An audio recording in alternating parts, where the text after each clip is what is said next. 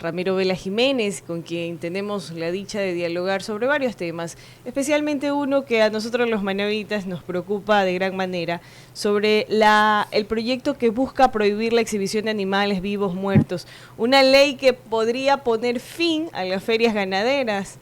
Y a nosotros que nos encantan nuestros rodeos montubios y más nos preocupan mucho. Señora asambleísta, muy buenos días, gracias por estar con nosotros aquí en Radiovisión Manaví 650 AM. Buenos días, un gusto saludarles. Como siempre es un placer compartir con ustedes este espacio que tenemos para informar a los ciudadanos. Bueno, es una ley un proyecto de ley, porque no es una ley todavía, es un proyecto de ley que la Defensoría del Pueblo le envió a la Asamblea Nacional, que reposa en la Comisión de Biodiversidad y que ha recibido un sinnúmero de cuestionamientos, no solamente de parte de ustedes, los ciudadanos, los medios de comunicación, sino también de los gremios y también de los sectores productivos. Además, yo fui uno de los primeros que tuve acceso a este proyecto, tomando en cuenta que mi provincia, la provincia de Tungurahua, es una provincia 100% dedicada al tema de la gastronomía tradicional, el tema de los cuyes, conejos, la gallina, el tema de la carne, más aún que también hay otros artículos que usted no lo ha tocado, pero que tienen que ver directamente con la producción. Entonces, es una ley que creo positivamente ha sido muy debatida, es un proyecto de ley que sigue en estudio, la semana anterior ya se recibió a los sectores productivos y habrá que esperar a ver cómo sale el primer informe, que todavía no está listo y que seguramente va a tener muchísimos cambios frente a lo que lo presentaron. Y lo que usted menciona, bueno, nos tranquiliza porque es un proyecto de ley, pero está en debate. ¿Y cómo se ha tomado en cuenta? ¿Cuál es la opinión de los expertos de las organizaciones en defensa animal? Y más aún ustedes como asambleístas, ¿creen que se le va a dar paso a esta ley con todo lo que se está exigiendo en evitar que se exhiban los animales? Bueno, primero hay que decirle que no es una iniciativa de la Asamblea, porque la verdad muchas veces se tergiversa. No es que los asambleístas, en vez de hacer el tema de seguridad, en vez de trabajar el tema de reformas laborales, estamos hablando de esto. Es una obligación de la Asamblea y viene producto de una sentencia de la Corte Constitucional hace aproximadamente 2 años. Y luego viene por la Defensoría del Pueblo, ¿no es cierto? ¿Qué hay que hacer? Hay que tratarla. Hay que trabajarla, la Comisión de Biodiversidad, tenemos un sinnúmero de comisiones dentro de la Asamblea, yo no soy parte de la Comisión de Biodiversidad, sin embargo me involucré por pedido de los sectores productivos de Tungurahua, y creo que muchos de los articulados de esta ley no van a pasar, y no van a pasar porque van contra primero el sentido común, y luego contra la realidad nacional, contra las tradiciones, contra nuestra gastronomía ancestral, y contra el sector productivo, y las leyes no se hicieron o no se hacen para atacar a las personas o para atacar a un sector, o sea, es para regular, para normalizar un sector, y se está legislando de manera incorrecta. Repito, ya han sido recibidos los sectores productivos, yo inclusive he mandado un documento y como asambleísta me parece que es una ley que no debería ser tratada mayormente, hay artículos que ni siquiera hay que reformarlos, hay que eliminarlos, hay que quitarlos totalmente de ahí, y creo que la comisión está haciendo un trabajo muy amplio, recibiendo mucha información que al final nos permitirá tener por lo menos un informe antes del primer debate. ¿Para qué fecha aproximadamente sería ese primer debate? Aparentemente tenía que salir para la próxima semana, sin embargo, ante la cantidad de ciudadanos que se han presentado y de gremios, de asociaciones, de cámaras de la producción que han presentado observaciones, yo creo que esto se va a demorar. Además que no hay una obligación, no es que estamos con la soga al cuello de ya presentar esa norma. La Asamblea puede darle el tiempo necesario que quiera tenerla ahí. Repito, el proceso ni siquiera ha terminado el primer debate. Acuérdese usted que para que sea una ley, después de esta parte de socialización tendrá que estar el primer debate. Ahí los asambleístas y todos los ciudadanos podremos seguir haciendo observaciones y después se volverá otra vez a la comisión. Es decir, falta un proceso muy amplio para que esta ley sea aprobada y, por supuesto, creo yo, con muchas observaciones. Nosotros estamos en la expectativa porque, como le mencionaba al inicio, nos preocupa enormemente porque sí, atenta mucho a la parte de nuestra cultura y no solamente como manavitas, sino como ecuatorianos y más aún en temas de emprendimientos, que se exhiban los pollos y a nosotros nos gusta visualizarlos respetando que muchas personas no los consuman. Señor asambleísta, cambiando de tema por cuestiones de tiempo, conozco también de primera mano que usted aprobó y fue parte de la comisión que aprobó por unanimidad la ley de la aplicación de la consulta popular y referéndum. ¿Cómo se contempla el texto final en lo referente a las reformas del COIP? Bueno, sí, yo quiero agradecerle por tocar el tema. Creo que hemos entregado un documento vital para el país. Primero, la aplicación de una consulta popular donde el pueblo mayoritariamente dijo sí. Había que reformar dos normas, el Código Integral Penal y la Ley de Extinción de Dominio, donde más inconveniente hubo en ciertos temas relacionados a los delitos. Ejemplo, el femicidio antes contemplaba tantos años y ahora va a contemplar tantos. Ese quizás fue la discusión de la mesa. Se conformó una comisión especial. Nosotros votamos el informe final que lo tengo en mis manos y que ayer fue ratificado, y donde prácticamente se confirma que lo que el presidente envió ha sido tomado en cuenta. Hubieron varios asambleístas, sobre todo hay que decirlo, el sector de la Revolución Ciudadana, que en varias oportunidades manifestaron que no es proporcional el delito frente al daño. Es decir, que se está haciendo un populismo penal, que se están subiendo las penas, que por ejemplo para ellos en delincuencia organizada de 20 a 26 años es mucho. Nosotros pensamos que no es mucho, creemos inclusive que en el Ecuador debería aplicarse la condena perpetua. Sin embargo, se hablaba de esta dosificación, se habla de un populismo penal. Yo creo que un ciudadano que ha sido atacado, donde han matado a uno de sus hijos, donde han secuestrado a uno de sus familiares, donde le han robado el negocio, estoy seguro que lo que quiere es que esta persona vaya a la cárcel y pague todos los años que tiene que pagar. Además de que también esté estipulado que ya para estos delitos no hay estas famosas rebajas de penas o medidas alternativas. Eso lo habíamos tenido listo, nos hemos demorado un poco, hemos estado al filo del cumplimiento de los 60 días, pero el día de ayer se aprobó y prácticamente con esto la consulta popular entra en vigencia. Y sobre lo mismo también está la Ley Orgánica de Extinción de Dominios. ¿Qué establece esta ley? Bueno, ahí había un problema sobre el tema del tiempo en que debe actuar el Estado o el gobierno o las leyes cuando no haya una sentencia, porque usted sabe que antes teníamos la reforma a la extensión de dominio, pero era necesario que haya una sentencia para que se pueda utilizar, para que se pueda retirar el armamento, para que se pueda retirar la maquinaria, para que se pueda retirar los vehículos y el dinero que los narcotraficantes, que los delincuentes de crimen organizado tenían, porque llegan al juicio, se les recepta todo, se les incauta todos los bienes, y luego de unos años hay que devolverles mejor y hay que darles cuidando hasta que ellos salgan de la cárcel.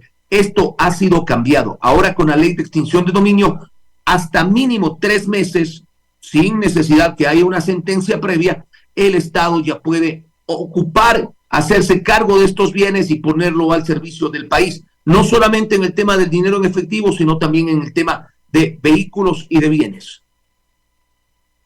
Señor asambleísta, ¿qué tal? Muy buenos días. Rodi Vélez le saluda desde los estudios de Radiovisión. En realidad, esto motiva cuando personajes y asambleístas, ¿no?, legisladores, son activos en su accionar, y eso demuestra de que hay muchos de sus colegas que están allí y que devengan en el sueldo, pero hay otros que muy poco aparecen, muy poco opinan, y me alegra mucho esto. ¿Por qué? Porque de esa manera el país, los ecuatorianos, los que acudimos a las urnas para dar ese apoyo, pues vemos que el trabajo se está cumpliendo. Ahora, nos aproximamos a una carrera política, o una campaña más bien, que para las próximas elecciones, donde desde ya vemos que hay ciertas tendencias políticas que su accionar, su respuesta, sus propuestas que están en la Asamblea Nacional, más bien están enfocadas a ver qué le favorece o qué le perjudica al adversario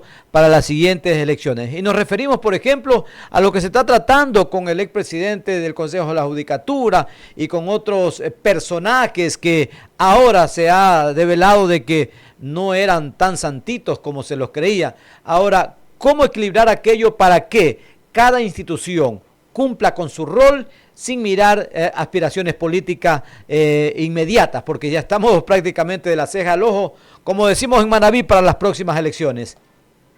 Qué buen dicho, lo vuelvo a escuchar hace muchísimo tiempo. Tengo muy buenos amigos en Manabí. Mi amigo Richard Márquez, en la ciudad de Portoviejo, exfutbolista, con quien tuvo el gusto de compartir en Ambato, me acuerdo alguna vez esa frase. Bueno, quiero empezar por lo que usted decía. Yo soy siempre una persona que cree que cuando uno llega a una institución o a un lugar tiene que marcar, tiene que dejar su huella, si no prácticamente ha sido su paso intrascendente. Y eso pasa con muchos asambleístas. Yo he sido muy tinoso, y hoy lo voy a decir, porque lamentablemente la mayoría llegan en complemento de una lista, es decir, son arrastre de tema presidencial, son arrastre de los partidos políticos, la mayoría no llegan con visión propia, no llegan con una participación particular, la mayoría levanta manos y ahí los ciudadanos tienen mucho de razón, pero es culpa de los propios ciudadanos, porque son los ciudadanos los que terminan votando por ellos. Entonces, ¿qué es lo que está pasando en este momento? Hay un desgaste de la política y la única manera de salvarlo es, por ejemplo, oponerse a todo. La pugna entre la Asamblea y el presidente de la República se da porque el presidente tiene 51% de popularidad, mientras la Asamblea tiene 14%. Entonces, ¿qué hay que hacer? Tratar de bajarle al que está arriba, a ver cuánto de eso yo logro recuperar. Tenemos caso Metástasis, involucrados toda la gente o varios ciudadanos de un partido político. Tenemos caso Purga, involucrado un partido político que toda la vida ha manejado la justicia. Tenemos caso independencia o intromisión en la justicia, también partidos políticos. ¿Qué tienen que hacer los ciudadanos? Votar por gente nueva, votar por profesionales que hayan triunfado en el periodismo, que hayan triunfado en la abogacía, que hayan triunfado en ingeniería. Ciudadanos que quieran aportarle al país. Políticos tradicionales no, porque los políticos tradicionales lo que vienen es a defender a sus líderes. Los políticos tradicionales vienen a defender a sus partidos. Se preocupan más por lo que pueden perder que lo que el país puede perder. Y eso se ha visto en estos juicios políticos. Ayer salimos 9 de la noche. Censuramos a Javier Muñoz, uno de los vocales, pero resulta que quisieron salvarle a Wilman Terán y a la otra vocal mediante una argucia legal. Eso el país lo ve. ¿Cómo evitamos eso? Trayendo gente positiva y gente nueva a la Asamblea Nacional. Muy bien, coincido con aquello y hay que esperar pues esa reacción también del pueblo ecuatoriano. Y para las próximas elecciones, como usted lo señala, pues hay que analizar bien porque el Ecuador, al menos en las 2 últimas décadas, aunque ha habido ciertas transformaciones, también se ha cometido muchos errores, sobre todo quienes tenemos esa responsabilidad de elegir a nuestros dignatarios. Está también con nosotros el licenciado Roberto Reyes, quien también tiene pues consulta para usted, señora asambleísta, agradeciéndole su amabilidad y apertura a este medio de comunicación que se nos escucha acá en la provincia de Manabí y a través de las plataformas digitales en diferentes partes del mundo. Gracias, don Rodi Vélez. Saludos cordiales al asambleísta que está justamente con nosotros en esta mañana, don Ramiro Vela. Decía usted, Rodi, acerca de se avecina el proceso electoral, ya comienzan a moverse las arenas políticas. Ya hay señales, como usted dice.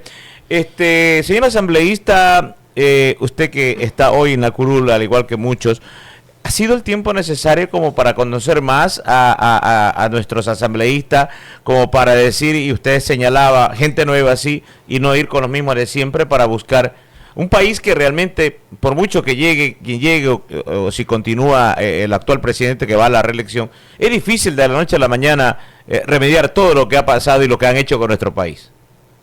Un país quebrado, estimado amigo.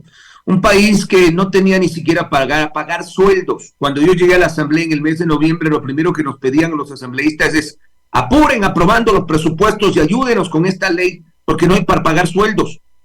Julio, septiembre, octubre, noviembre y diciembre del año pasado, el presidente que se fue, el presidente Lasso, y ahora acaban de salvar al exministro del presidente Lasso porque se comieron ese juicio político, se fue sin pagar a los municipios, se fue sin pagar al IES, se fue sin pagar al Ministerio de Salud. Y es fácil hoy venir y exigir, y esto no es cuestión de defender a un presidente, esto se llama lógica. Es fácil venir hoy y exigir, ya solucione carreteras, solucione hidroeléctricas, solucione pagos internos, solucione con una ley, hasta el 5 tiene que pagarle a los gobiernos autónomos. No, eso es populismo. Eso es populismo y eso es politiquería que lamentablemente hoy se está haciendo dentro de la Asamblea. Hay que tener lógica, exigirse a nuestros mandantes, porque se supone que para eso se pusieron ahí, pues. Si no sabían cómo estaba, ¿para qué entran? Pero no pedir que las cosas de la noche a la mañana se solucionen. Y peor olvidar que ellos han estado en el poder durante muchísimos años y que esto es producto de esa herencia que estamos teniendo. Por eso le decía que es importante que la gente, y no nuevo, no estoy hablando de solamente jóvenes, porque muchos hablan del recambio de la política, que entren jóvenes a la asamblea. Yo tengo 4 o 5 compañeros jóvenes que les falta en cambio lo que nosotros tenemos, que es la experiencia, que es haber trabajado en una función pública, que es haber trabajado en una función privada. Necesitamos gente que en diferentes áreas hayan podido aportar al país y sobre todo que tengan algo básico para mí, el sentido común, que no vengan a defender a un líder y atacar a otro líder, porque eso es lo que ustedes ven en las intervenciones de televisión. El uno defiende al uno y el otro defiende al otro y pasan peleándose entre ellos. Eso no le aporta al país. Y estamos a puertas de elecciones. La única manera de cambiar será si gente proba de cada provincia, que creo que sí los hay, y ahí les invito a ustedes, a los periodistas. Yo dejé la radio, dejé la televisión para estar de asambleísta. Hay que sentarse y dejar huella en el mundo, en nuestra vida, y una de ellas es participando políticamente. En ese sentido, en la participación políticamente, es verdad, hay que mezclar la experiencia con la juventud. Decía H.H. Elenio Herrera, dame jugadores jóvenes para ganar partidos, pero dame jugadores con experiencia, gano campeonatos. Y esa es una gran verdad, pero que vaya bien amalgamada, ¿no? La juventud con la experiencia y que vayan en un solo sentido, trabajar por la patria y no para sí mismo. No me gusta hablar en primera persona, pero yo le voy a decir algo. Quienes más participan en la asamblea casi siempre lo hacen con un discurso partidista. Usted va a encontrar que quienes más participan en la asamblea defienden al expresidente Rafael Correa, a sus ministros, al ex vicepresidente Glass, defienden al señor Muentes, que está hoy preso por el caso Purga, defienden al Partido Social Cristiano, defienden a Nebot, gente que ya pasó por la política y ya nos dejó lo que nos vaya a dejar. Yo no voy a criticar aquello. Lo que tiene que venir la gente es una visión de país, no defender a líderes, no defender a sus partidos políticos, sino venir y defender a su pueblo, a su gente, actuar coherentemente. Me preguntaba su compañera en el tema de la ley de bienestar animal, una ley que para mí es innecesaria. Para mí es realmente, me criticaron cuando en un discurso, porque así hay que hablar a la gente, una ley tonta, donde ataca directamente a la producción, pérdida de tiempo, pérdida de salario a los asambleístas que están tratando la ley. Lo que hay que reformar es las que ya tenemos y por supuesto que vayan en beneficio de los ciudadanos. Estas son las cosas que los ciudadanos necesitan y por eso es que la asamblea baja en intensidad su aceptación, salvo momentos como este. Repito que tenemos la buena noticia de informarles que la aplicación de la consulta popular ya está lista. Nos demoramos 50 días, pero al final está lista la aplicación de la consulta popular. ¿Fue mucho tiempo o era el tiempo apropiado para justamente lo que usted acaba de decir, asambleísta? La ley nos dio 60 días. El reglamento decía que una vez proclamados los resultados, la asamblea tenía 60 días para entregarlo. Lo hemos entregado en 50 y pico de días. Creo que pudo ser más rápido. Mire, su pregunta es tan lógica, ¿no? Si a mí me dan 60 días, yo lo voy a esperar el día 55, 56. Por eso es que el presidente ya presionaba inclusive, porque no es todo mentira, como le dicen. El presidente tiene razón. Primero, no había que interpretar la ley, había que aplicarla de acuerdo a cómo se envió. Quisieron interpretarla, quisieron cambiar las normas, que no, que pobrecito los delincuentes, 30 años es mucho, que no, que hay populismo penal, los sabelotodos, que no, que esto no se puede hacer. Pero así aprobó el pueblo. Y después el tiempo. En vez de entregarla en 55 días, ¿qué tal si la entregábamos en 40 días? Yo creo que ahí la asamblea hubiera realmente demostrado de mejor manera que está comprometida con los ciudadanos, porque esta ley tiene que aplicarse directamente en el tema de delincuencia. Escucharlo de esa manera es agradable, porque incluso se siente ese calor político de diferencias entre el legislativo y la parte ejecutiva. No hay buenas relaciones. Ayer veíamos ya que el señor presidente de la asamblea está aplicando generar indirectas a través de sus redes sociales al señor presidente, y esto nos preocupa enormemente porque salimos de un gobierno anterior donde se diluyó la asamblea por el presidente y comienzan este tipo de situaciones. Es muy preocupante. Antes de cambiar, cambiándome de tema porque tenía una pregunta sobre la censura a Javier Muñoz, me genera mucha preocupación y no sé, quisiera preguntarle cuál es su opinión, porque él generó mucha inasistencia en el tema de que estaba presionando a la fiscalía para que no diga nada. Eso lo pueden hacer, tiene tanto poder tanto poder para pedirle a la Fiscalía que no diga nada, que él sí va a acoger a la cooperación eficaz en el caso de algún tema de obstrucción a la justicia? Bueno, yo voy a entender, primero en su tema, en la primera parte de su pregunta, es lamentable porque el país no quiere confrontación. Y yo creo que para pelear se necesita dos. Y si bien es cierto, hay ciertas declaraciones del Ejecutivo que no son bien recibidas, parece que tenemos un niño chiquito en la Asamblea que coge y responde todo lo que le dicen. Si vos me diste vela verde, yo te digo cualquier cosa. Y eso no le hace bien al país. Eso es el presidente de la Asamblea. Y yo creo que el señor Cronfle tiene que demostrar madurez, para eso lo elegimos. Lamentablemente no lo estamos haciendo porque vemos que tiene un claro interés político electoral. Alguien le dijo que puede ser candidato a presidente y es lo que está haciendo, tratando de posicionar su nombre, que creo que de mala forma, ¿no? Si yo fuera el asesor de comunicación le diría, no es la mejor manera porque la gente no está viendo hoy en eso. Y en el tema de Muñoz, pasa porque el señor Muñoz lamentablemente o ventajosamente, él ya generó un acuerdo con la Fiscalía de Cooperación Eficaz. Entonces, el juicio político, ¿qué le puede sancionar al señor Muñoz? Si él ya está, primero, detenido. Segundo, ya es parte de los testigos de un caso donde va a estar 9 meses preso, me parece que a eso llegó la sentencia. La sanción política tiene que ver directamente con no ejercer cargos, no puede volver a la judicatura y no puede ser candidato. A una persona que ya ha sido sancionada penalmente, una persona que ya ha sido juzgada, ¿le interesará volver a ser candidato político? Bueno, salvo algunos sinvergüenzas. ¿Le interesará volver a ser juez? ¿Podrá volver a la judicatura? No lo puede hacer. Entonces, yo creo que ya no tenía nada que perder el señor Muñoz. Además que entiendo todo el entorno político por el que trabajó, prácticamente lo dejó solo, al punto que tuvo que cooperar de manera eficaz. Lo de Muñoz era previsible.